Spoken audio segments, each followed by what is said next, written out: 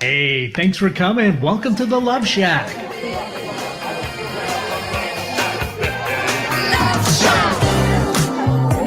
Hi. Hey, welcome to the Love Shack. It's a little old place where we get together and explore fresh perspectives, eavesdrop on juicy conversations, and uncover the mysteries that nobody talks about, but absolutely influences and affects our relationships. If you are struggling with your special someone, this show is dedicated to helping couples rescue their relationships. I'm Stacey Bartley, and I'm here with my wonderful co-host and lover, Tom.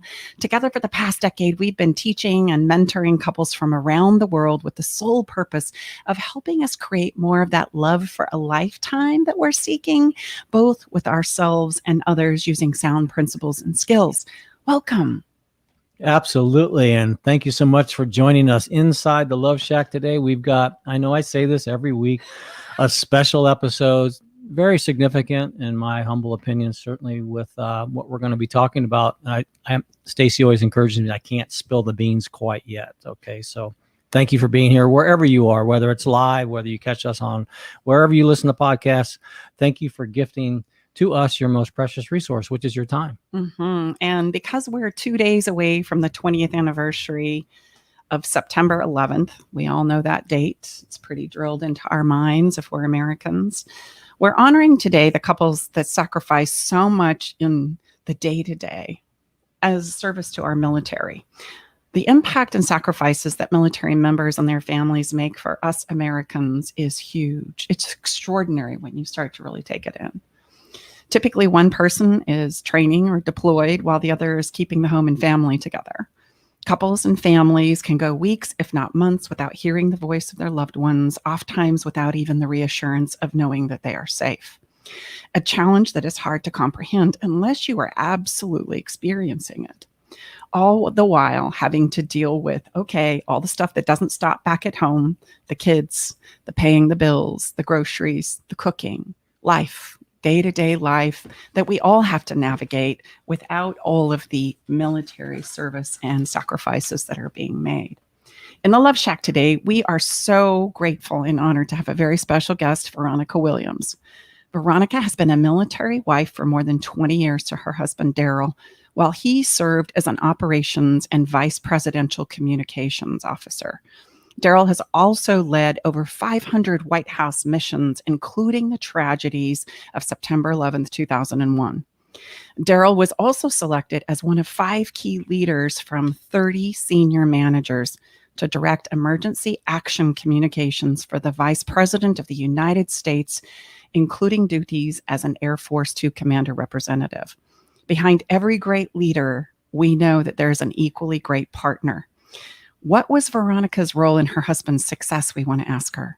We want to know what were some of the challenges of being a military wife, and how did she keep the love alive and continue to do so with all that had been accomplished with her husband and her family and her 3 beautiful children. This is a conversation that is sure to bring some inspiration and empowerment to us all. Stay tuned for a wonderful conversation with Veronica after this break. We'll be right back.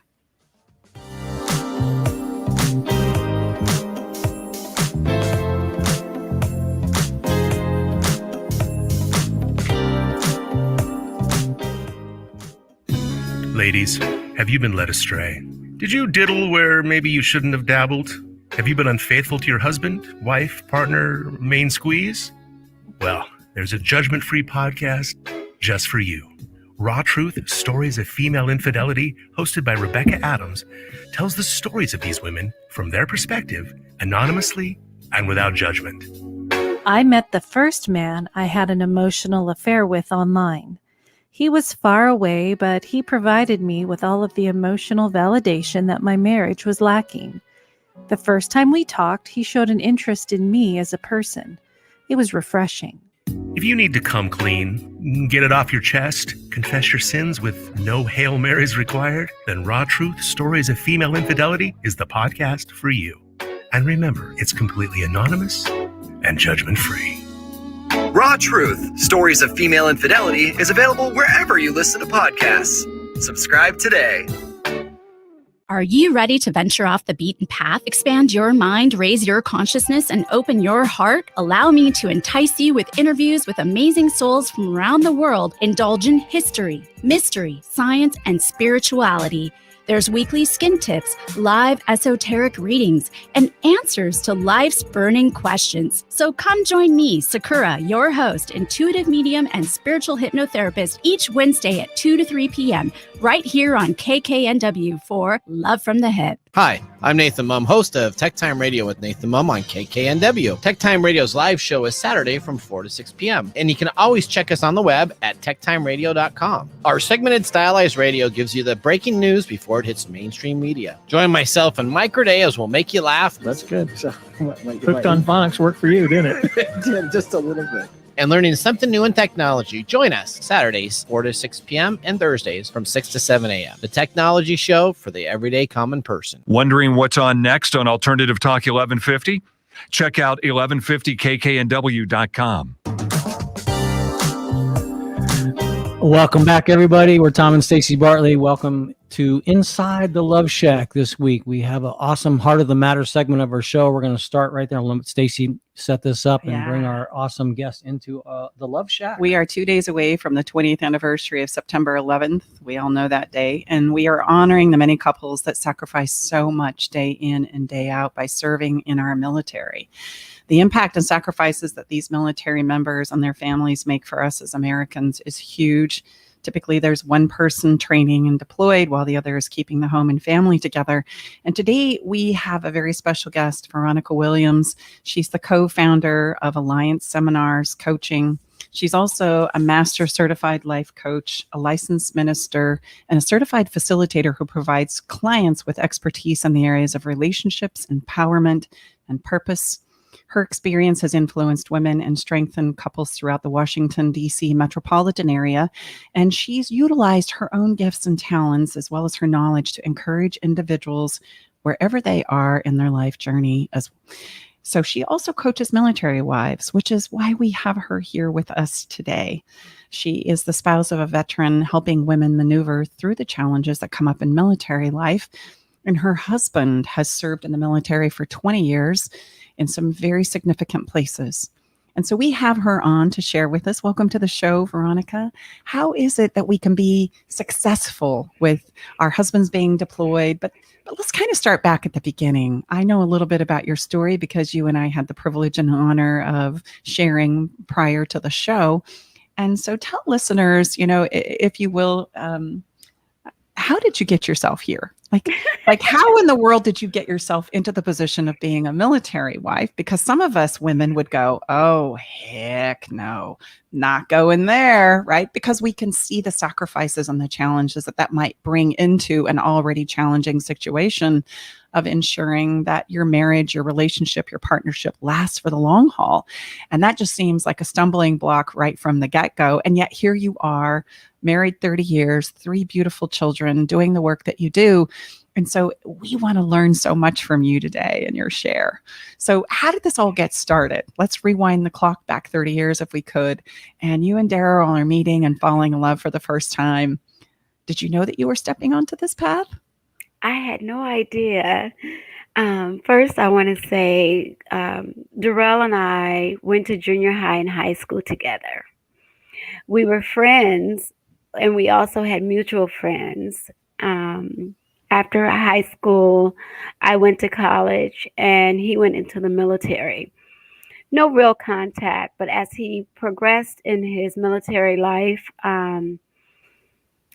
there was several times in his trips once he became the lead and the vice president communications officer for several of the presidents that allowed him to travel back and forth to California, where he would get together with a few of our high school friends.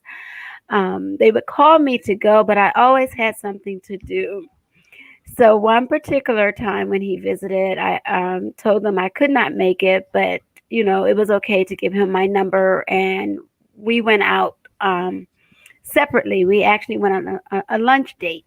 I would say a date now, but we just went out to lunch as friends, developed some small talk, big talk, just what we're doing now, where we've been.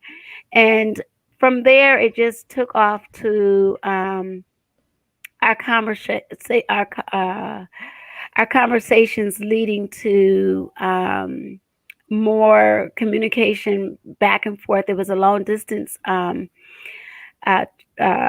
relationship in that when we were friends. And then it just kind of just trickled off to one day we were talking for several hours. We hung up the phone and he called me back, but I wasn't home, and I got back home, and I'm a woman of faith, and I was like, oh Lord, his voice sounds a little different from when I talked to him earlier today. I'm not going to call him back for 3 days because you answer in threes. Let me start praying because that sounds a little different.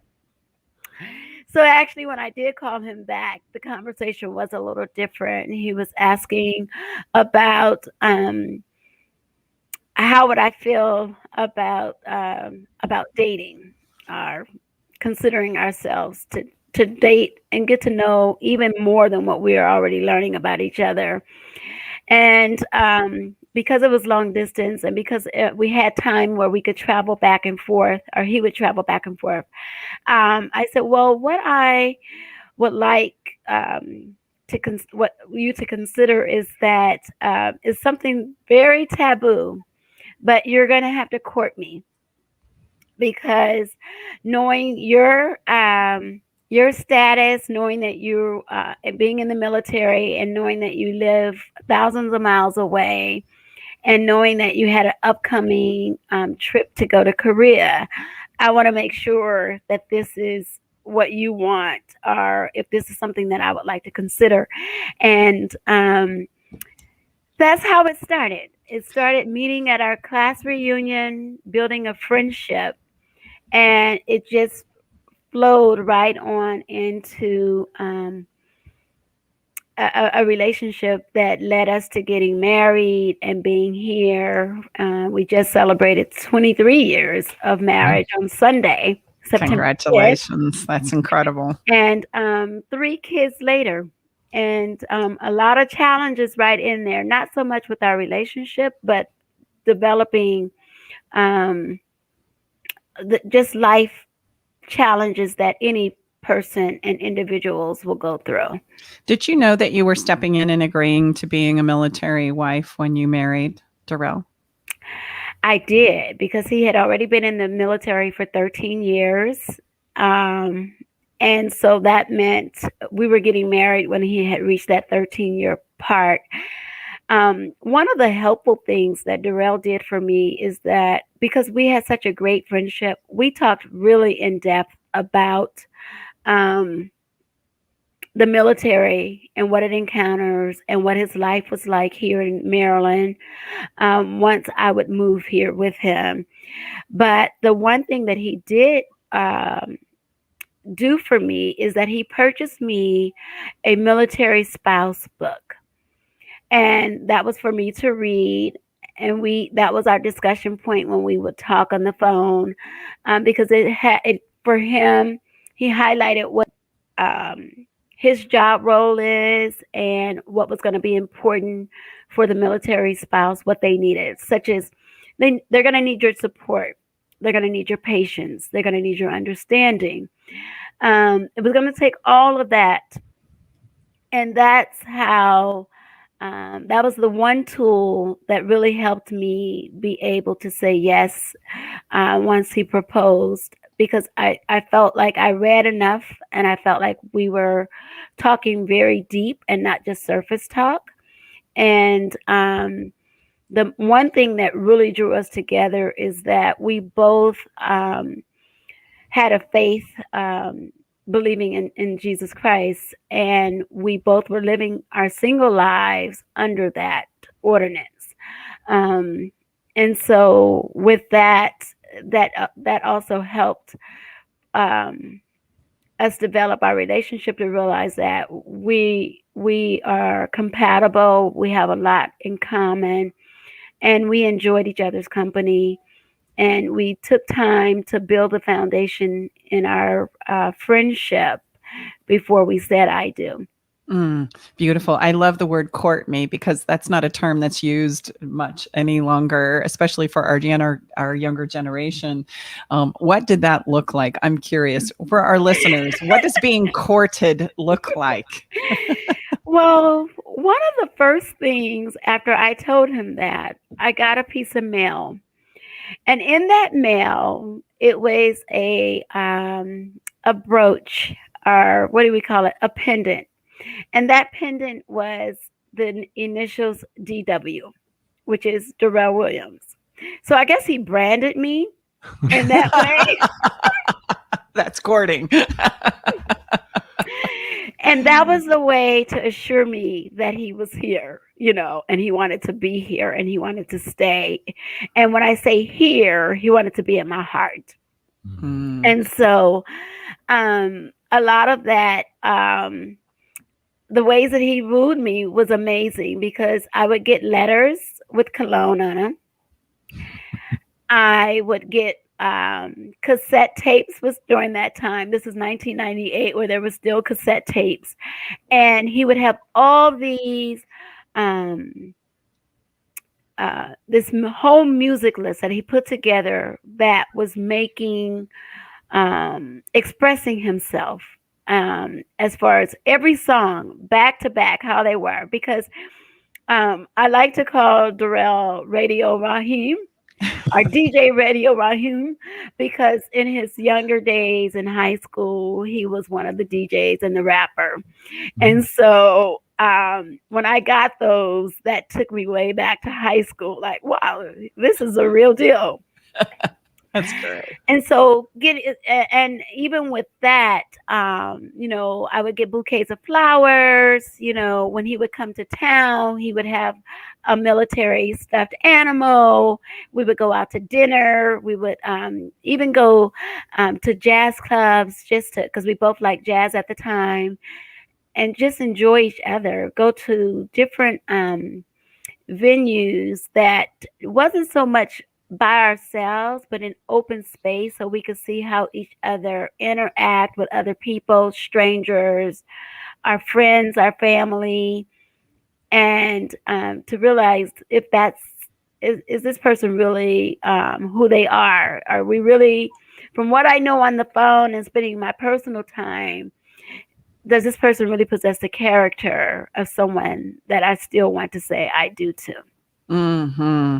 So let's say you step to the altar, you say, I do, we're going to do this thing. I understand what I'm signing up for. And then life continues on, right? And as we all know, life can throw us a few surprises, right? We think we know what we're signing up for and what we're going to navigate through. And then there's like, holy cow, I didn't know that was part of the deal. Okay, here we go, right? Buckle your seatbelt. As we are thinking about the 20th anniversary of September 11th, like that day, I'm sure there was many times, because of his commitment to his military service, that he was up and gone in an instant, maybe when you had plans to do something different, right?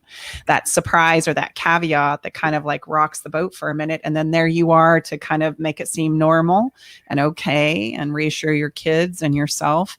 Tell us a little bit about maybe an experience that comes to your mind in regards to that. And then how it is that you kept yourself together while you're saying goodbye to your husband, not knowing what he's walking into, and reassuring your children that, hey, we got this. It's going to be okay. We'll see you soon. I'm curious as to how you navigated all those parts and pieces. So September 11th, when I think about it, it was a bittersweet moment for us. We were actually at the Bethesda Naval Hospital, at a doctor's appointment. And what we found out is that I was pregnant that day. Wow. And so in the midst of it, it got really chaotic and stoic, where we were hearing over the loudspeaker, they were calling for the emergency personnel, go to they were going to get a helicopter, go to the rooftop or things like that. And we're wondering, like, what is going on? Because we're in our appointment, no TV was on. We didn't know.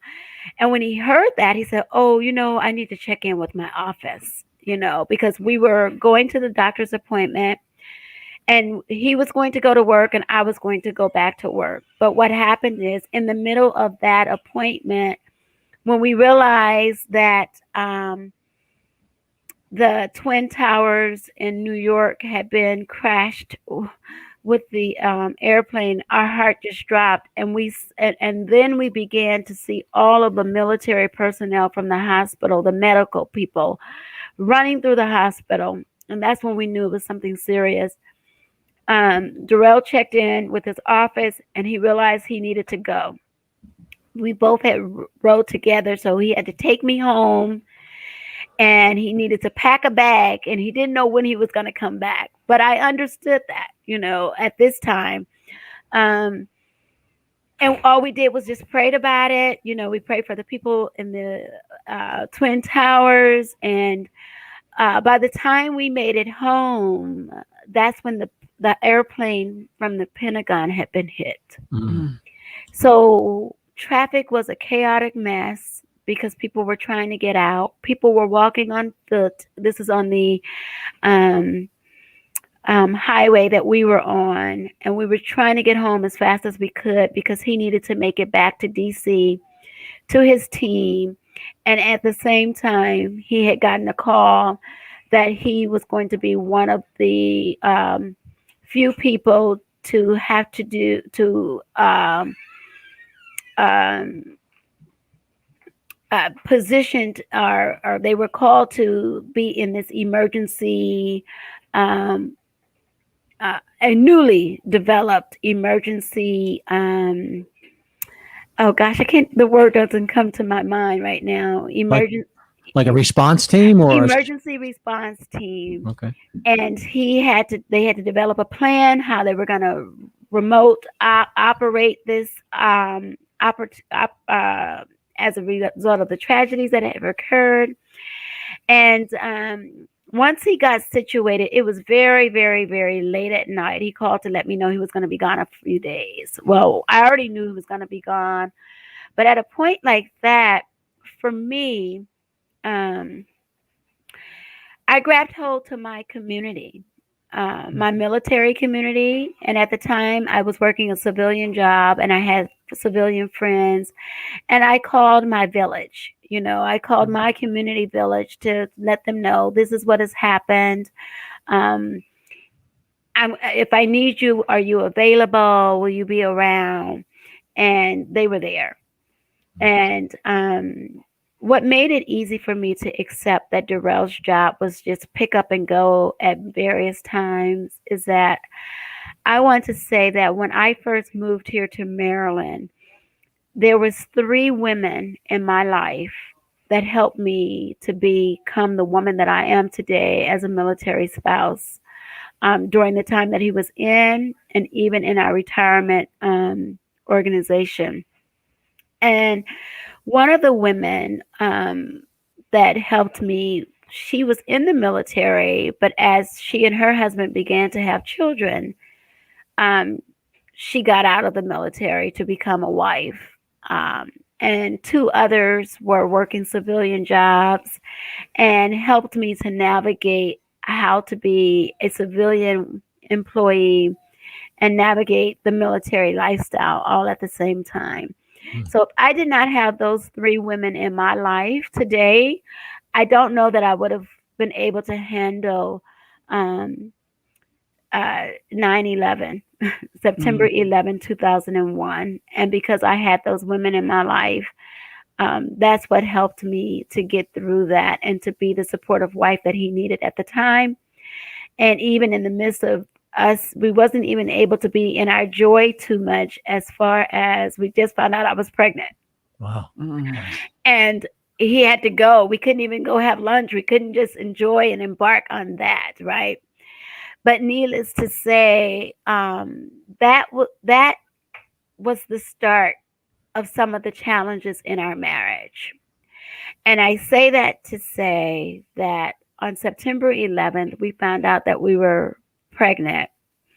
But by December of that year, we had to have a miscarriage. And that was as a result of going through various tests. And we were actually at in December we were actually at a White House Christmas party with President Clinton and Hillary Clinton. Wow. And I had taken sick. And their doctor and their nurse rushed to my attendant to attend to me, and I had a doctor's appointment the next day, and so that's what happened. We lost the child there. Mm. That was like moving fast forward, but just going back, that day sticks out for me because that was the first day that we had some bittersweet news. We had joy that we were having a baby, and then we had that Darrell had to go away for a certain amount of time. Yeah. Well, and was that your first child? That was our first child. Okay. Because I know you have 3 beautiful children, as well as 1 son and 2 twins, right? A boy and a girl. Yes. So thankfully, this miscarriage has a happy ending, but there's nothing that can offset the disappointment of that. I know, right? It's not something that you can replace. It's something that you experience becomes a part of who you are. So let me just say, I'm so sorry, right? That little soul will always carry a place in your heart, I'm sure. Yes. And I'm so thankful and grateful that you were able to go on and fulfill those dreams of having a beautiful family, which just adds to the story, right? I mean, the story is like, okay, so I'm sure that it wasn't just September 11th that Darrell was called away, but many times, right?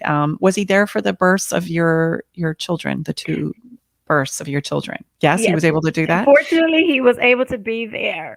Yeah, sometimes that's not always the case, right? No, but I want to say for Darrell and I, the way we handled our tragedies and any of the challenges that we had at that pivotal point in our life, it was our faith that took us and that carried us through. If we had not had our faith and the assurance in knowing that God knows best, I don't think we would have made it.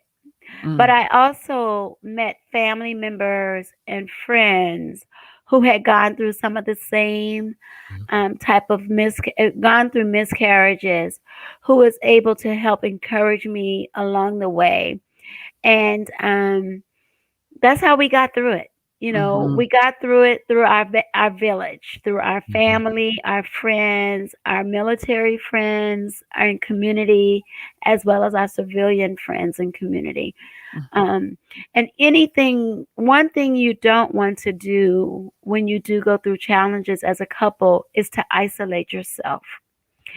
And though I physically went through the challenge of having the miscarriage, Darrell had some emotional things going on as well.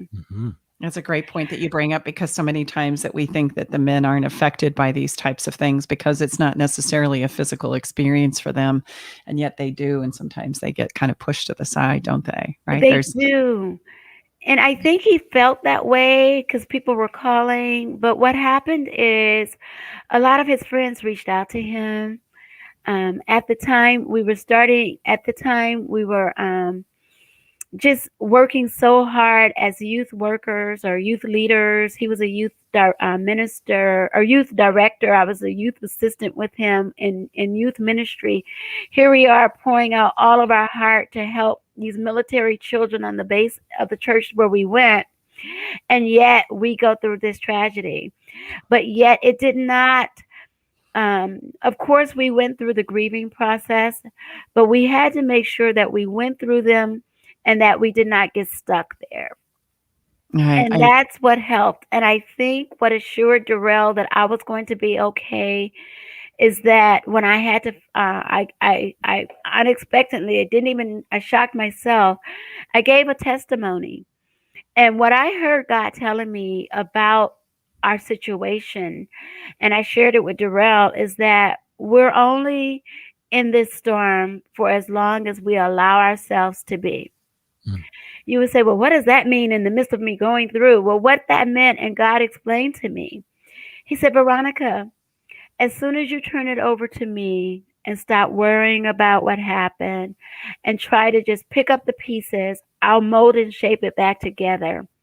and you will get the healing that you need. So I didn't waddle in that. Although I met women who said that for 24 years prior to me that they had a miscarriage and they were mad with God. And they were happy that I shared that story and shared what he shared with me. And with Darrell, that's what we got through. I remember us sitting on the bed and I shared that with him. Of course, we're crying. And I let him know, I said, so guess what? We're going to move through this. We're going to get through this, because not only that, his next travel was coming up. So he did not need to worry about me, all the while taking care of the mission at hand with his military job, right? And that's what happens. Learning to get through that, and finding ways to nurture your own relationship in the midst of your storm and the challenge, but yet finding ways to pick up the pieces to get you to get moving and not get stuck. Because you might be broken, but it took our faith to put it back together again. I love that. I'd like to drill down on that a little more if we could. It's the internal dialogue or the relationship that you have with yourself or God, something outside of ourselves where there's a common focus of place of support. So when struggles would happen or disappointments would occur in your life, what I'm hearing you say is that you would have the ability to say, turn it over, let it go, move on, don't stay stuck here. I would love for you to drill down on that a little more. This internal dialogue that you have to say, this is going to be okay. You're going to heal from this. You're going to move forward, right? You're going to get through this.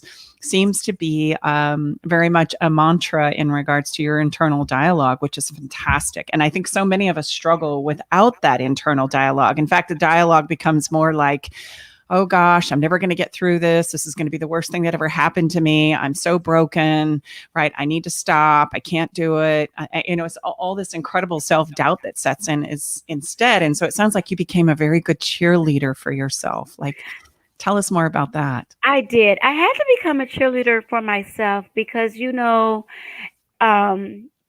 just when you're going through challenges, there are some people that are right there with you. And then there's some other people who don't really know you, but may have misplaced admirations towards you, meaning that they like you. They like what you're doing. They would like to be in the position where you are, but I don't know how to get there. I had some people also that would just, casually do certain things to make me try to remember that I had a miscarriage. And let me pause here. It wasn't just one, I had two, somewhat back to back, a year and a half after.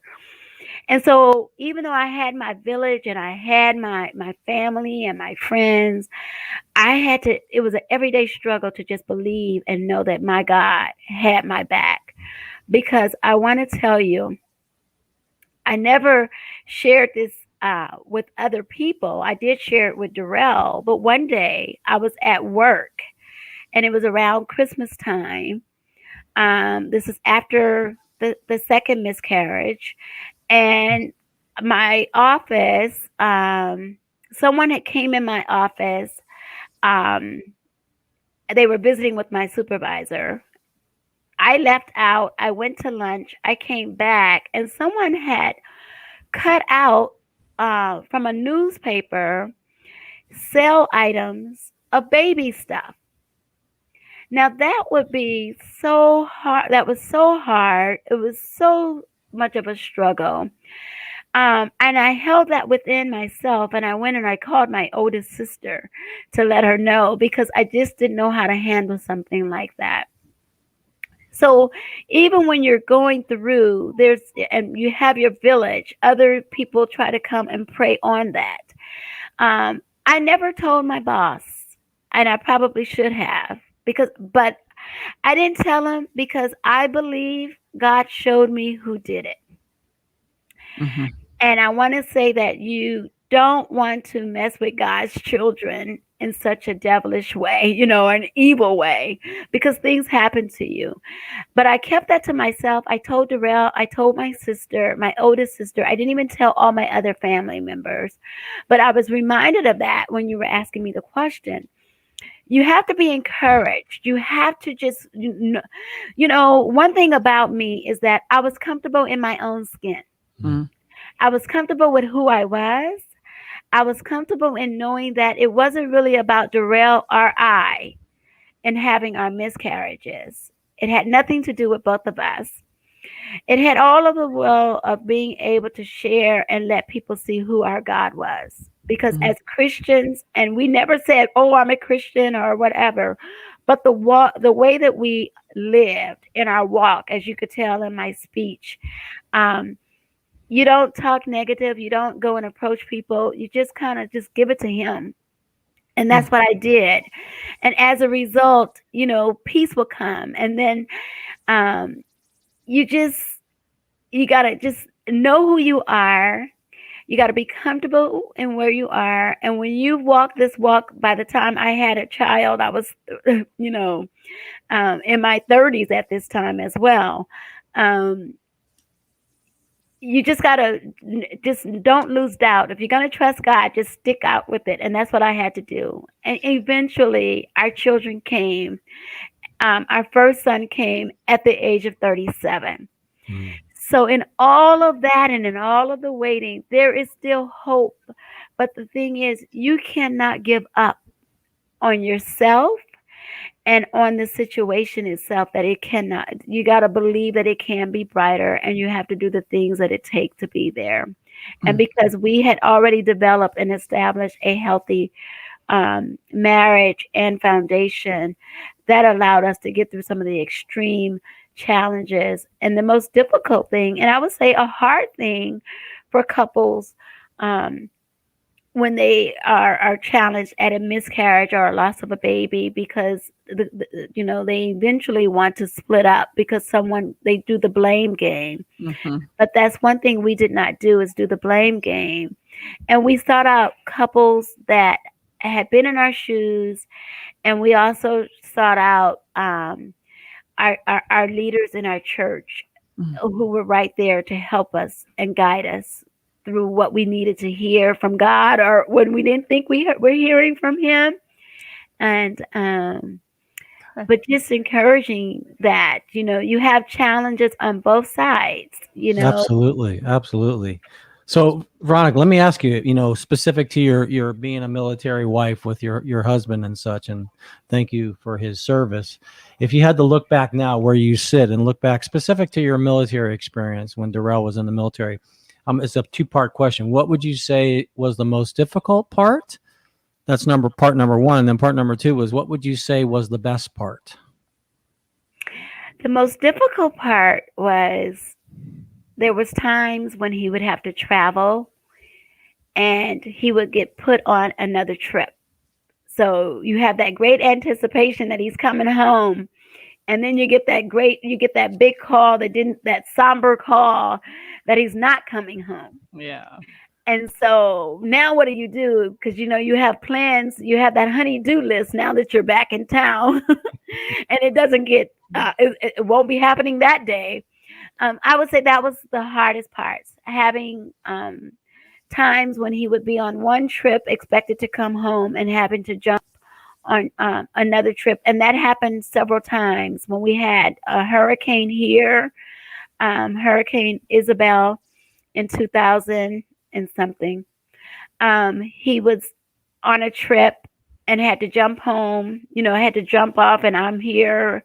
And at that time I was actually pregnant in 2003. And that was a difficult time. And so I had to reach out to my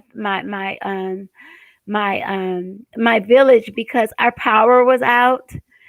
I was pregnant. And I had very, very bad morning sickness. And so as a result of reaching out to my village, one of the couples came over and picked me up and took me to their home until Darrell could get back. Nice. That's beautiful. So how about part two, the best part?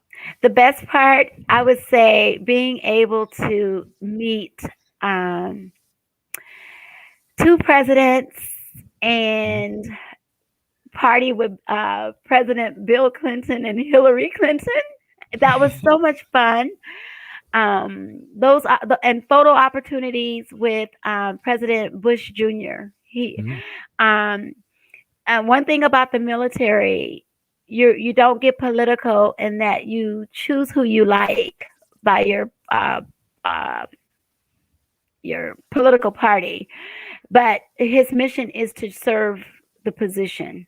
And so we learned how to be fair. We learned how to it was wonderful. That would be the best highlight, is being able to, and when we got married, one of Darrell's words that he said to me is that he's going to take me places that I've never been before. And that he'll introduce me to people that I'd never think I could.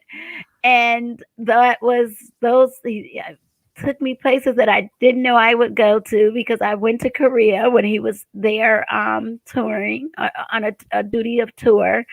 And I met 2 presidents in a lifetime that most military people don't get to do.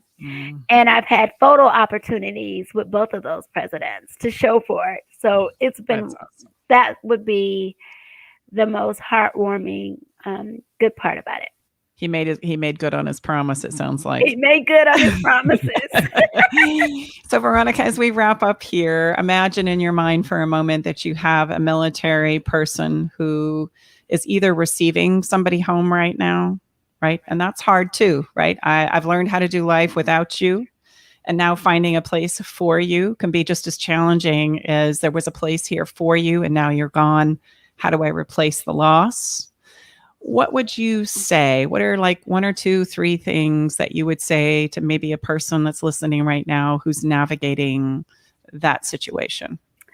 Yes, what I would say to the couple, because nowadays you have spouses, husbands who are military spouses, and their wives are in the military. And Absolutely. So to both spouses, I would say, grab hold to the resources around you in the military community, as well as in your community in which you live, your civilian community, and embrace that to fill in the gap and the void that you're filling.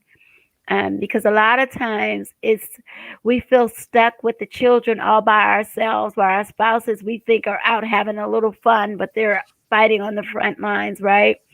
So you need to get the help when people offer help. Go ahead and receive it so that you can get the break. If not, there's a lot of organizations out there that offer babysitting services that you can pick the right one for you.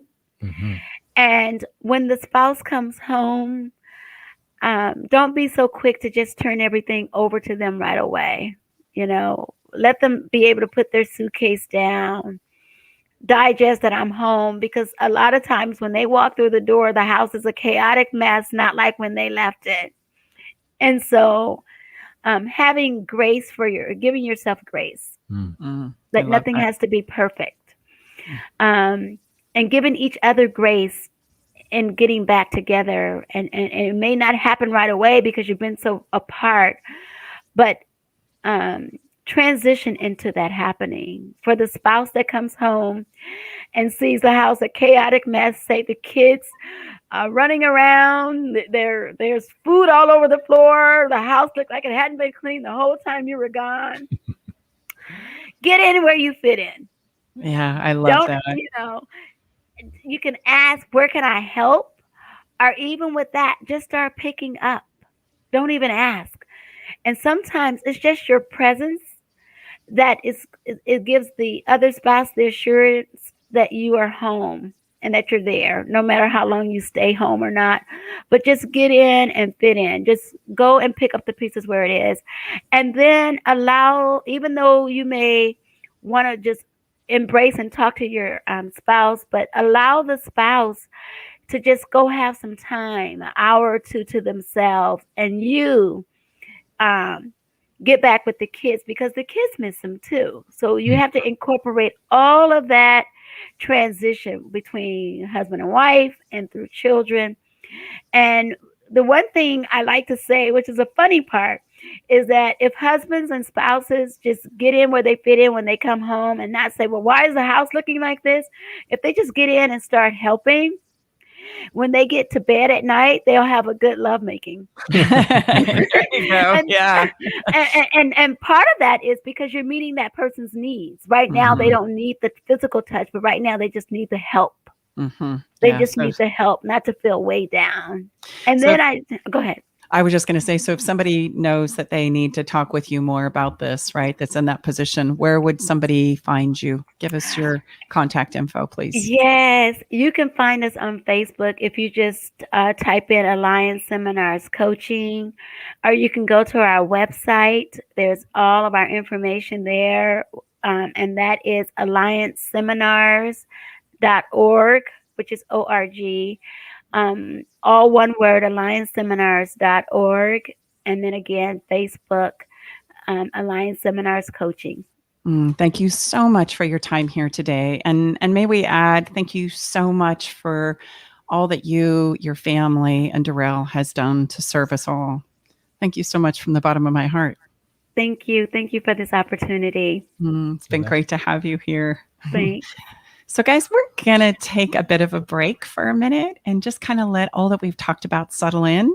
And then we're going to come on back in a few minutes and we're going to have a little bit of fun for our Follow the Fun segment. So don't go anywhere. We'll be right back.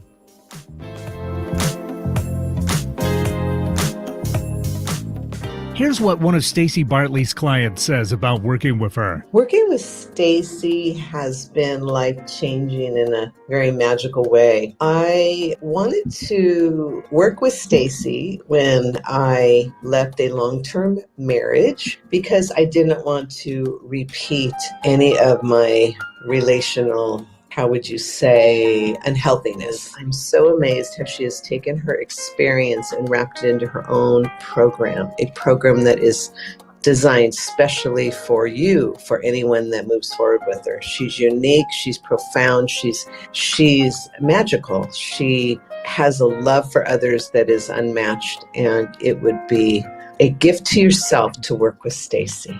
Learn the simple 3-step system to rescue your struggling relationship by registering for Stacey's brand new free workshop. Reserve your seat by going to staceybartley.com/workshop. Welcome back inside the Love Shack. We just had an awesome Heart of the Matter segment. Really appreciate that. Thanks, Veronica, for being our guest. Now we're going to switch it up because we like to, you know what? We like to just bring in some Follow the Fun. And this is one of my very favorite super tips right here in regards to Follow the Fun, people. So pay attention, okay?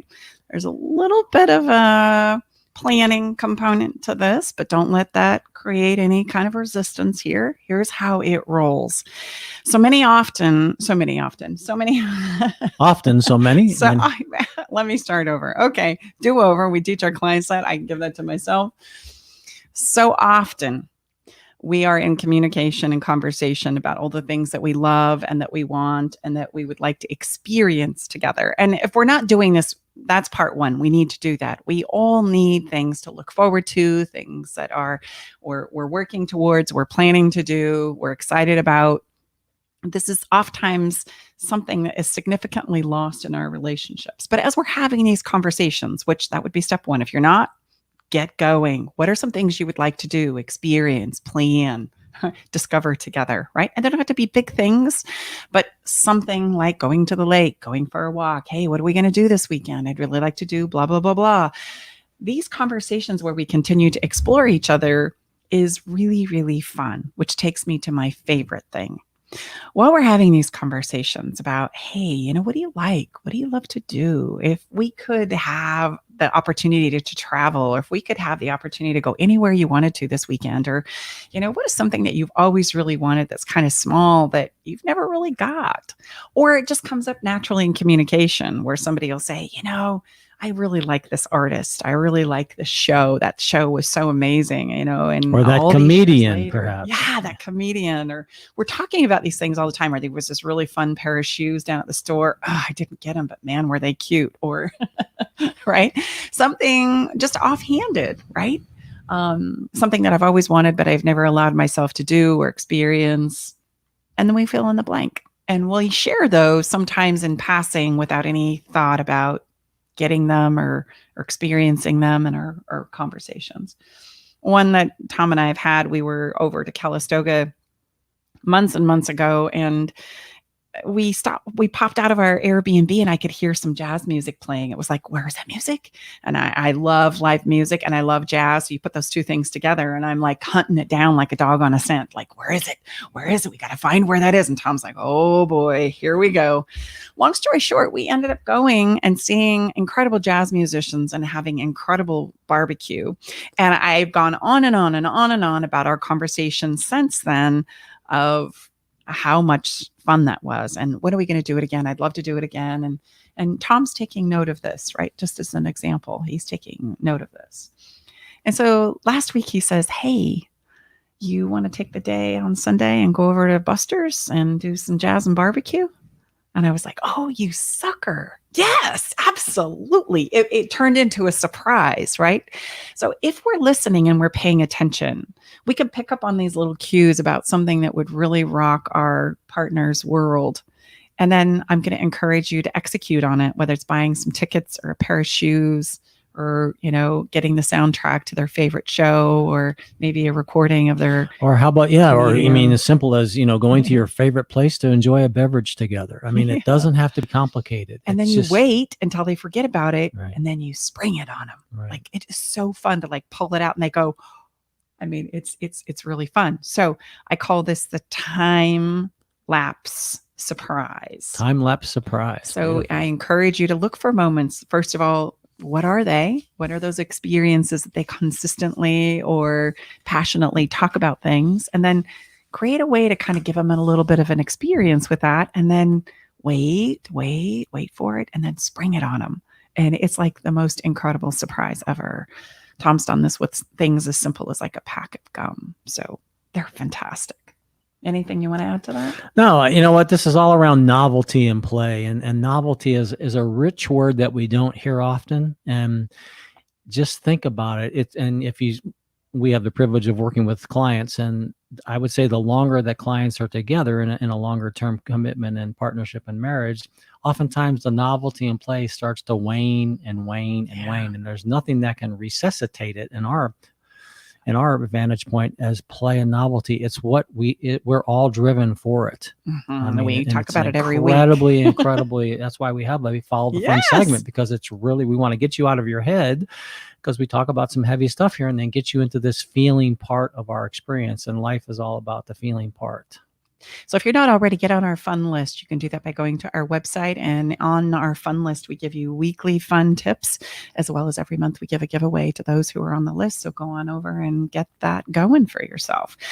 And now we spread some love. This is where people get to come in and share their perspective on love and relationships. We have Rebecca Green with us here today from Multiculturally Minded. That was a mouthful for me. I apologize. But she does some incredible work. She herself is in a cultural diverse relationship, and she has this advice for us today when it comes to relationships. Hello, my name's Rebecca Green. I am from Multiculturally Minded Lewis County. We provide a platform for our community to appreciate multiculturalism and to stand for anti-racism in the Lewis County and surrounding areas in Washington State. And we've hosted a number of protests. We also do Zoom events around these topics. And our Facebook group is really just a platform for people to share resources and have discussions. And today, the topic I'd like to bring up is interracial relationships. I'm a white woman. My husband is a Black man. We have 2 children, 4 and 3 years old. And I think it's super important to discuss considerations in interracial relationships. One of the biggest lessons that I've learned is that I'm not immune to bias. Being close to someone who's Black or of a race other than your own can certainly help you better understand perspective and some of the struggles that folks go through. But it's important to really still continue to check yourself and not become too comfortable in your white privilege and white supremacy. And when I say those words, white privilege, white supremacy, these things are ever present in society. And some may hear them and think I'm exaggerating. But I want to challenge you all to spend some time learning about those things. Supremacy simply means better than, and our society has taught us that white folks are better than. If you want to have a positive relationship with someone of another race, whether it be a friendship or a romantic relationship, it's super important that you spend time learning about these things in order to be a good friend and a good human. And so that is what I have to share with you today. Thank you so much for listening. I love it. So we end each show with something that you can feel. And today we have Khalid's New Normal. New Normal is our song because in the song he sings, life is what you make it. It's out of your control. Life is seasons. It's a new normal and it's up to us to live it. And regardless of where all this change in life takes us, it's important for us to be able to navigate that. We hope that you found some tips that you can put into your life today. It's great to have you with us here. Come on back next week and we're going to talk more about relationships, answer your questions around them. Know that until then, we're sending you incredible love along with the power to create it today. Now go have a little bit of fun and listen to our song. You can find it all on our website. It's a pleasure to be here with you today. We'll see you next week.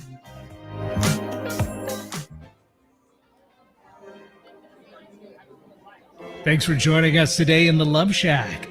We hope you came away with something that made your toes tingle. To learn more about everything you heard on today's show, go to stacybartley.com/podcast. Love the show? Help us spread the love by sharing the show with others.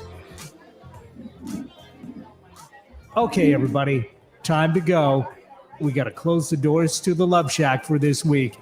You don't have to go home, but you can't stay here. Come back next week, though, and join us for another edition of Love Shack Live with Tom and Stacy Bartley.